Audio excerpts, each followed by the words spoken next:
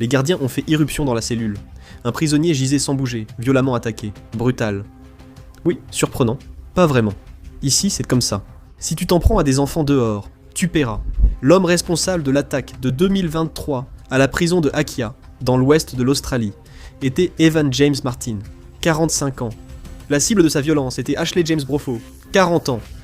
Et alors que le sang bouillonnait autour de la bouche de Broffaut et qu'il haletait pour respirer, Martin a crié « Imagine les visages de tes victimes et dis-leur adieu ».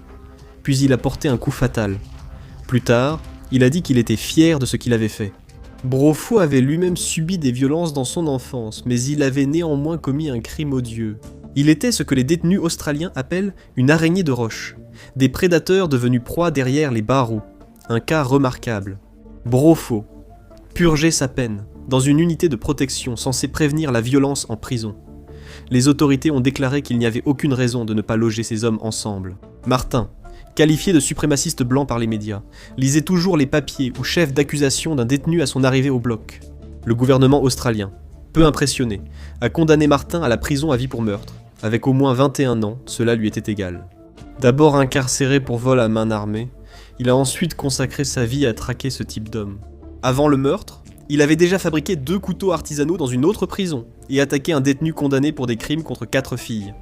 L'homme n'est pas mort, mais il a été laissé avec 47 blessures au visage, au cou, au dos, au torse et aux avant-bras. Martin a ensuite déclaré au tribunal qu'il regrettait que l'homme ne soit pas mort. Une histoire qui semble être l'exemple parfait d'un cercle vicieux. Martin a aussi subi négligence et violence durant son enfance. Son évaluation psychologique indique une schizophrénie paranoïde. S'ajoutait à ce cercle vicieux le demi-frère de Broffaut, également victime de violences dans la même maison. Il purgeait une peine de prison pour une grosse affaire en 2021 quand il a enlevé une filleule d'un camping. Mais Martin ne se souciait ni des causes, ni des conséquences. Les agresseurs méritèrent la mort, c'est tout. Il le répétait sans cesse, et était simplement heureux de finir sa vie en prison. Qualifiant la mort soudaine de Broffaut de justice pour la victime de 9 ans, il a dit que c'était un service public pour son pays avec des hommes comme lui. Et il y en a beaucoup. Aucun agresseur n'est en sécurité en prison, même dans le quartier protégé. Pourtant, la suite rendrait cette affaire brutale presque anodine. Ian Watkins était une véritable superstar, l'ancien chanteur du groupe gallois de post-grunge punk pop Lost Prophets. Il avait tout, célébrité, argent, l'adoration de millions de fans, surtout de jeunes femmes. Puis il a tout perdu. Après une série de crimes ignobles, des crimes que les procureurs ont qualifiés d'inimaginables, qui ont ouvert de nouveaux horizons et plongé dans de nouveaux abîmes de dépravation. La police le soupçonnait de crimes depuis des années, pas seulement pour la drogue. En 2012, après avoir été enquêté pour des affaires de drogue, Watkins a été arrêté pour des infractions bien plus graves. Il a été condamné à 35 ans, à la discrétion de Sa Majesté, à la prison de Wakefield, surnommée Monster Mansion, dans le nord de l'Angleterre. Cet endroit accueillait les pires criminels, peuplé de délinquants sexuels et marqué par une violence constante. Watkins, homme mort en sursis, était victime de maîtres chanteurs. Après quelques années, les agents ont découvert un téléphone portable dans sa cellule. Il a nié que c'était pour lui, affirmant qu'il le cachait pour d'autres détenus.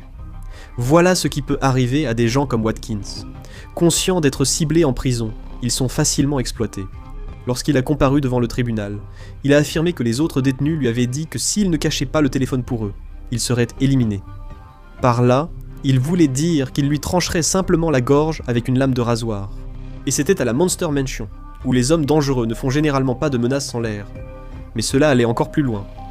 Watkins recevait encore des tas de lettres de fans de la part de ses admiratrices. Voyant cela, les autres détenus ont compris que Watkins pouvait leur rapporter de l'argent. Il a dû demander de l'argent à ses fans. Les profits étaient été partagés entre les hommes qui l'avaient dit à Watkins. Tant que l'argent arrivait, ils ne le tuaient pas.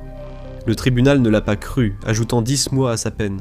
Chaque jour, Watkins attendait que quelqu'un passe à l'action. La tension montait, mais personne n'agissait.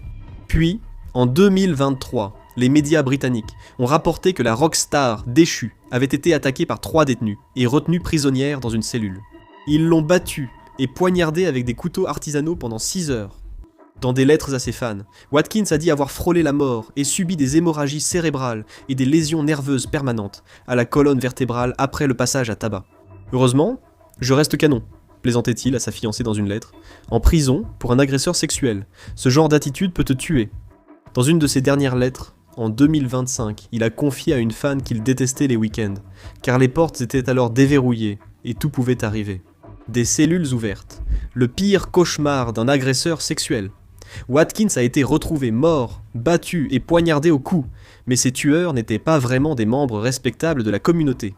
L'un, membre d'un gang, avait tué un homme innocent dans une affaire d'erreur sur la personne. L'autre avait commis une attaque d'une violence atroce contre une femme qu'il avait enlevée dans la rue. En prison. Même les hommes les plus brutaux ou dérangés peuvent chercher plus pire qu'eux pour justifier une agression comme un acte de violence légitime. Pour beaucoup de blessés dans leur enfance, c'est une revanche dans un monde corrompu. Ce qui s'est passé ensuite en Arizona a encore repoussé les limites de la violence en prison. Ricky Wassenaar avait passé près de 40 ans derrière les barreaux.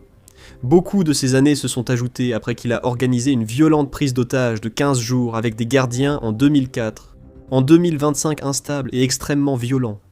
Il purgeait 16 peines de prison à perpétuité et, comme le disent souvent les détenus, ces hommes n'ont absolument rien à perdre. Le 4 avril, Wassenaar a décidé d'accélérer le départ de son nouveau codétenu de sa cellule. Il a attendu que l'homme s'endorme, l'a étouffé puis poignardé. Il a ensuite disposé le corps, pour simuler le sommeil.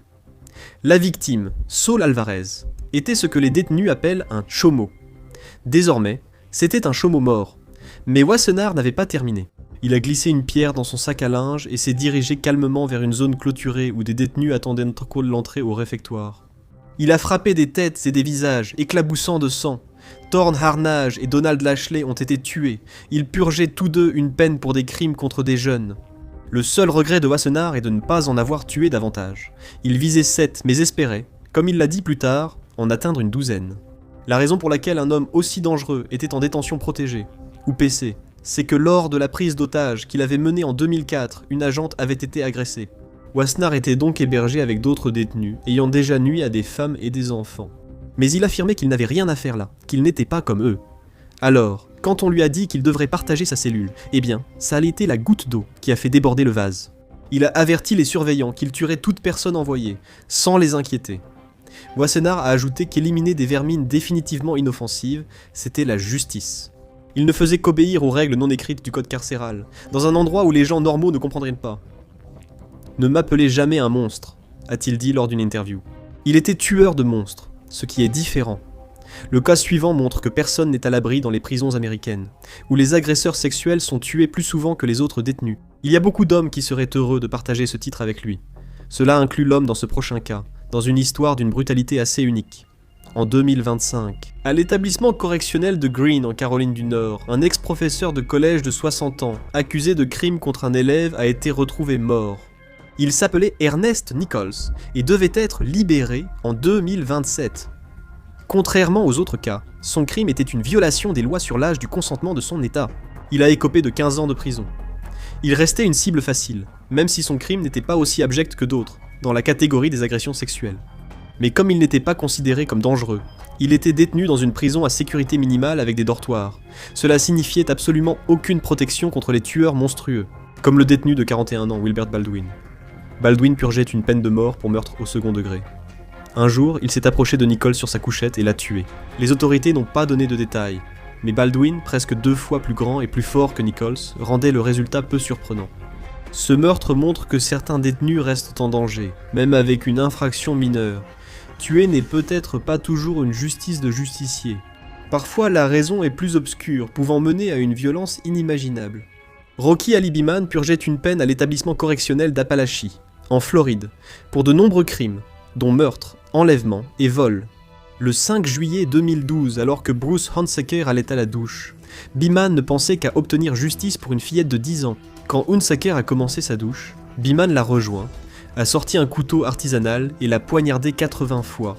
Lorsqu'on lui a demandé au tribunal pourquoi il avait tué Hunsaker, il a répondu que c'était à propos de la fillette, pour la justice. Mais il y avait un peu plus que cela. Hunsaker lui devait de l'argent, et Beeman n'était pas aussi simple qu'il paraissait. Déjà sous enquête pour un meurtre en 2017 alors qu'il était incarcéré ailleurs, avec des hommes comme lui autour. Chaque jour est un défi pour les tricheurs dans les prisons américaines. Mais certains vont plus loin, comme le montre cette histoire. En 2020, Jonathan Watson, âgé de 41 ans, était détenu au centre de traitement de la toxicomanie et à la prison d'État de Californie. Il a affirmé qu'un agresseur sexuel avait été transféré dans son bloc. Cet homme passait ses journées à regarder des émissions pour enfants, alors qu'il était dans un bloc de haute sécurité où les détenus sont étroitement surveillés. Mais Watson, un meurtrier condamné, a facilement pu atteindre le nouveau prisonnier. Il s'appelait David Bobb, 48 ans. Watson a saisi la canne d'un autre détenu et a battu Bobb à mort. Mais il n'en avait pas fini. Alors qu'il se dirigeait vers le poste des surveillants pour se rendre, il a aperçu Graham de Louis Conti, 62 ans, un autre détenu purgeant une peine pour agression sexuelle. Watson a décidé de faire d'une pierre deux coups et a battu l'autre homme à mort. Dans une lettre adressée au Mercury News, Watson a déclaré que sa décision était simple. « Je pensais rendre service au monde. » Mais les autorités n'aiment pas ceux qui se font justice eux-mêmes. Et alors qu'on croit que tout ne peut empirer, la justice en prison ne s'arrête jamais. En 2016, un Britannique nommé Richard Huckle a été condamné à 22 peines de prison à perpétuité pour 71 chefs d'accusation d'abus. Missionnaire chrétien et professeur d'anglais en Malaisie. Il avait aussi voyagé en Inde et au Cambodge, se faisant passer pour un philanthrope chrétien aidant les enfants pauvres.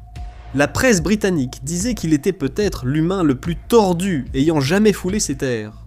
Huckle était le mal à l'état pur, un solitaire calme et instruit avec des fantasmes extrêmement tordus qu'il partageait sur le dark web.